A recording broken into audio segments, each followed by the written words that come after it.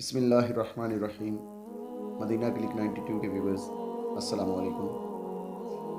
زبدۃ العارفین، قدوۃ السالکین، عمدۃ الواصلین، سید العاشقین حضور سید عبداللہ شاہ قادری شتاری حنفی المعروف حضرت بابا بلے شاہ رحمۃ اللہ تعالیٰ علیہ 1061 ہجری کو بامطابق 1675 عیسوی پنجاب کے ضلع بہاولپور کی تحصیل احمد پور شرقیہ کے علاقے اوچ شریف میں پیدا ہوئے۔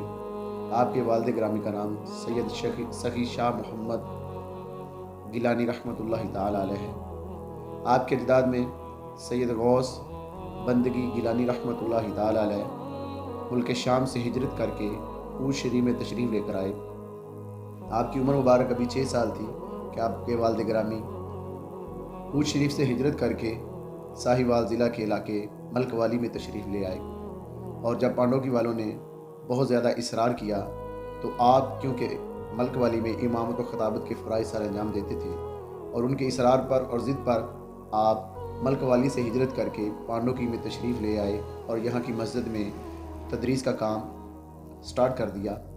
حضور بابا بلے شاہ رحمۃ اللہ تعالیٰ علیہ نے ابتدائی تعلیم اپنے والد گرامی سے حاصل کی۔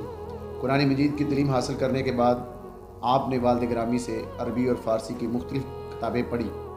آپ کی علمی ذہانت، فطانت اور دانش مندی کو دیکھتے ہوئے اور علمی ذوق کو دیکھتے ہوئے حضور سید سخی شاہ محمد درویش رحمۃ اللہ تعالیٰ علیہ آپ کے والد صاحب نے حضور سید بابا بلے شاہ کو قصور جو کہ علمی گہوارہ تھا اس وقت، آپ کو مولانا حافظ غلام مرتضیٰ صدیقی قصوری رحمۃ اللہ تعالیٰ علیہ کے پاس درس نظامی کے لیے داخلہ دلوا دیا۔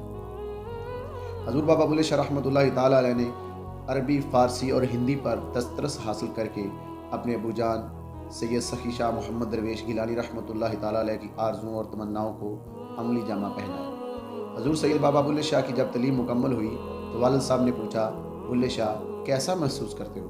تو حضور سید بابا بلے شاہ رحمۃ اللہ تعالیٰ علیہ فرمایا، ابو جان ذہنی طور پر تو میں مطمئن ہوں لیکن دل بڑا بے چین ہے۔ آپ نے فرمایا، اپنے استاد سے اس کا حل نہیں پوچھا؟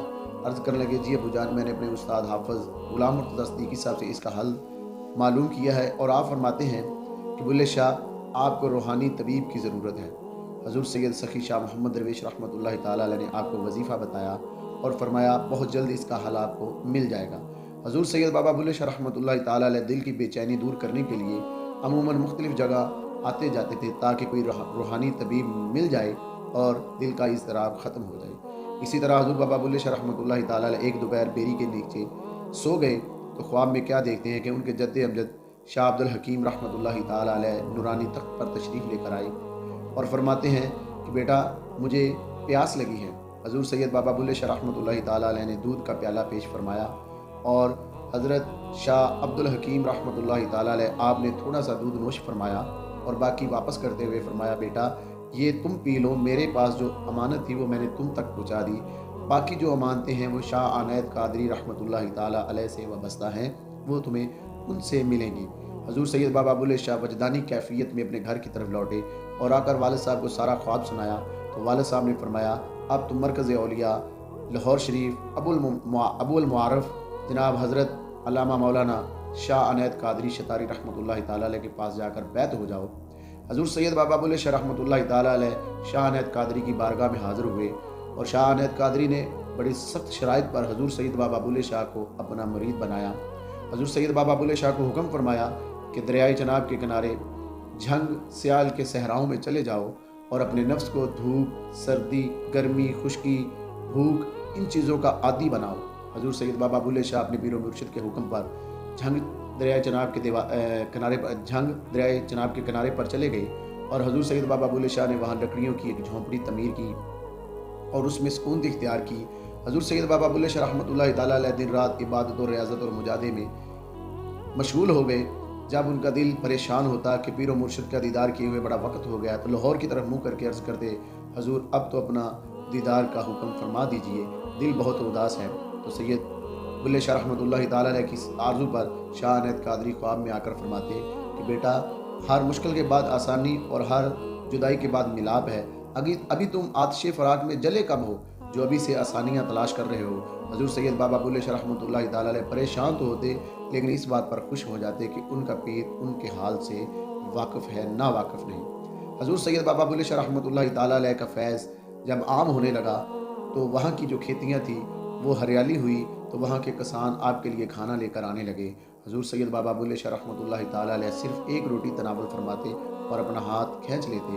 حضور سید بابا بلے شاہ رحمۃ اللہ تعالیٰ علیہ کے پاس حافظ جمال صاحب مرید ہونے کے لیے آئے تو بابا بلے شاہ نے فرمایا کہ میں اپنے پیر کی اجازت کے بغیر مرید نہیں کروں گا۔ حضور سید بابا بلے شاہ کے فرمان پر حافظ جمال صاحب وہاں آپ کے دیوارے پر بیٹھ گئے اور اسی دعا میں آپ وقت گزارتے کہ یا الہی میری رہنمائی کے لیے مجھے ان کی بیعت سے شرف فرما۔ حضور سید بابا بلے شاہ رحمۃ اللہ تعالیٰ علیہ کے دروازے پر حافظ جمال صاحب ایک مہینہ بیٹھے رہے۔ کبھی ان کے دل میں آئے کہ میں چلا جاؤں، کوئی اور روحانی طبیب میں بھی تلاش کر لوں، لیکن آخر آپ نے یہ پکا ارادہ کر لیا، یک در گیر محکم گیر، کیا پکا ارادہ کر لیا کہ اب میں سید بابا بلے شاہ کا در نہیں چھوڑوں گا، چاہے یہ مجھے بیعت کریں یا نہ کریں۔ حضور سید بابا بلے شاہ رحمۃ اللہ تعالیٰ علیہ کے پاس انہوں نے اپنا پکا ارادہ کیا تو ادھر سے شاہ عنایت قادری نے مہربانی فرمائی اور حضرت بابا بلے شاہ کو فرمایا کہ تم حافظ جمال کو اپنا مرید کر لو۔ حضور سید بابا بلے شاہ نے ان کو اپنا مرید کر لیا۔ حضور سید بابا بلے شاہ رحمۃ اللہ تعالیٰ علیہ نے بہت ہی اچھی اور سادہ نہایت پاکیزہ زندگی گزاری۔ آپ کا حلیہ مبارک، آپ خوش رنگ، خوب روح اور نہایت ہی سلیقہ مند انسان تھے۔ آپ کے نقوش چہرے کے تیکھے تھے۔ آپ نے سنت کے مطابق ایک مٹھ داڑھی رکھی تھی جو کہ گھنی تھی، جس سے آپ کا چہرہ دبدبے والا نظر آتا تھا، اور اسی طرح ہی آپ نے سنت کے مطابق اپنی زلفیں رکھی تھی۔ آپ نے ساری عمر شادی نہیں کی، اس لیے آپ کی کوئی اولاد بھی نہیں تھی۔ حضور سید بابا بلے شاہ رحمۃ اللہ تعالیٰ علیہ سجادہ نشینی آپ نے اپنے مرید خاص جناب سلطان احمد مستانہ ان کے بیٹے کو، ان کی اولاد کو عطا فرمائی۔ وہ آپ کی خلافت کی کرسی پر، آپ کی خلافت پر راضی ہوئے اور انہوں نے خلافت کو سنبھالا۔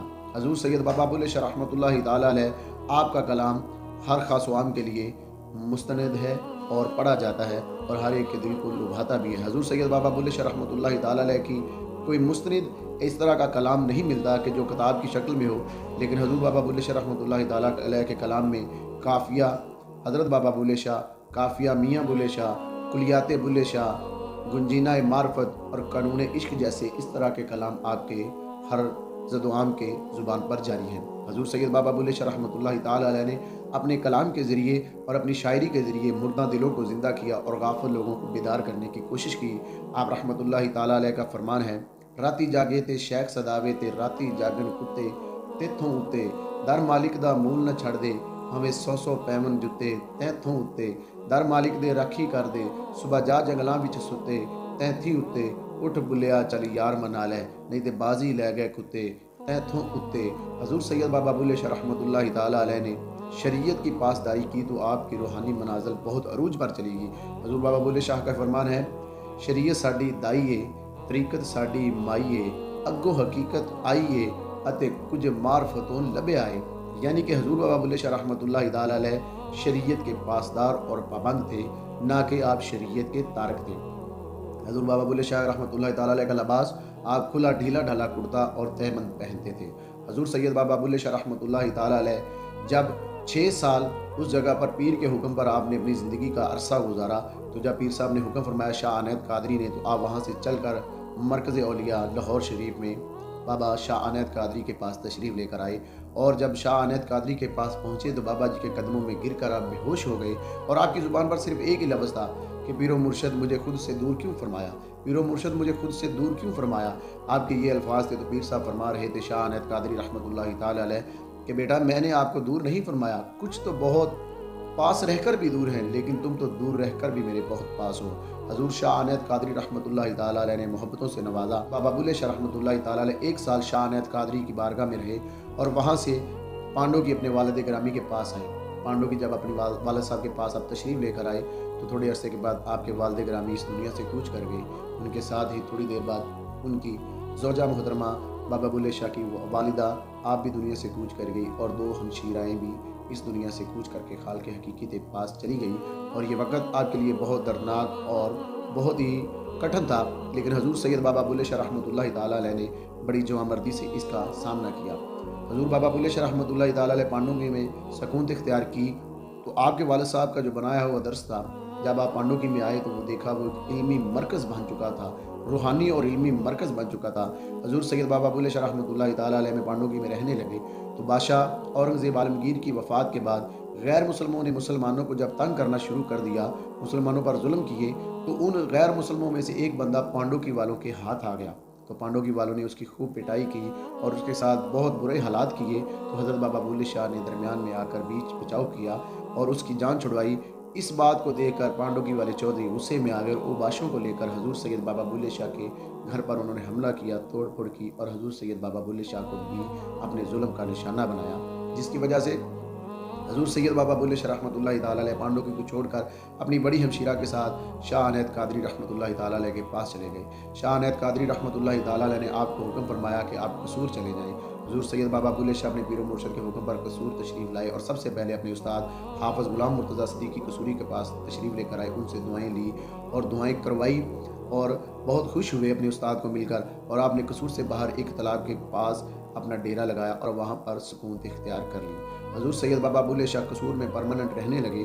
हज़ूर सैयद बाबा बुल्ले शाह के फरमुदात से ही आपके इल्म का पता लगाया जा सकता है। वो फरमाते हैं कि इल्म जो बेअमल है वो किसी काम का नहीं। और आपका फरमान इसके अलावा भी है कि महबूब हकीकी इंसान के दिल में रहता है और अंधे को कैसे नजर आए कि वो महबूब हकीकी उसके दिल में रहता है। इस तरह हज़ूर बाबा बुल्ले शाह रहमतुल्लाहि ताला अलैह का फरमान है कि महबूब हकीकी को पाने के लिए इंसान को अपने अंदर से तकब्बर, गरूर, कीना, कदूरत, बुग़्ज़, हसद इसको निकाल कर जलाना पड़ता है। और हज़ूर बाबा बुल्ले शाह रहमतुल्लाहि ताला अलैह का फरमान है, अल्लाह अज़्ज़ व जल को हमेशा हर चीज़ से ज़्यादा याद करो। इसी तरह पांडुकी में जब रह रहे थे हज़ूर बाबा बुल्ले शाह रहमतुल्लाहि ताला अलैह, तो कहत की वजह से लोग बड़े परेशान हुए। तो हज़ूर बाबा बुल्ले शाह रहमतुल्लाहि ताला अलैह ने फरमाया कि हमारे आस्थाने पर एक चबूतरा बना दो, वहाँ पर मट्टी डालो, जो भी आकर ये काम करेगा उसको 2 आने मजदूरी दी जाएगी। हज़ूर बाबा बुल्ले शाह के इस फरमान पर लोग आने लगे और वहाँ पर मजदूरी करने लगे। और हज़ूर बाबा बुल्ले शाह ने मसल्ला जाए नमाज बिछाया और जब रात होती मजदूरों को मसल्ले का पल्लू उठाकर आप उसमें से 2 आने निकाल कर हर एक को मजदूरी देते। 2 अशखास के दिल में ये गुमान पैदा हुआ कि हज़ूर बाबा बुल्ले शाह के मसल्ले के नीचे कोई ख़जाना है जिसमें से वो पैसे निकाल कर देते हैं, 2 आने निकाल कर देते हैं। हज़ूर सैयद बाबा बुल्ले शाह के मसल्ले की जगह पर उन्होंने तारा और रात को आकर वहाँ खुदाई शुरू कर दी और सारी खुदाई करके जब उनको कुछ ना मिला तो मिट्टी बराबर करके वो वापस चले गए। तो हज़ूर सैयद बाबा बुल्ले शाह रहमतुल्लाहि ताला अलैह जब सुबह आए तो सब मजदूर आए, सारा दिन उन्होंने मजदूरी की। तो हज़ूर बुल्ले शाह रहमतुल्लाहि ताला ने फरमाया ये दोनों बंदे सबसे आखिर में मेरे पास आएंगे। और सबको मजदूरी आपने 2-2 आने दी, लेकिन उनको 4 आने मजदूरी अता फरमाई। लोगों ने एतराज़ किया, हजूर हमें 2-2 आने और इनको 4 क्यों अता फरमाया? आपने फरमाया तुम लोगों ने सुबह को मेहनत मजदूरी की है, ये रात को भी करके गए हैं। ये हजूर बुल्ले शाह रहमतुल्लाहि ताला अलैह का ज़र्फ़ था और कमाल था।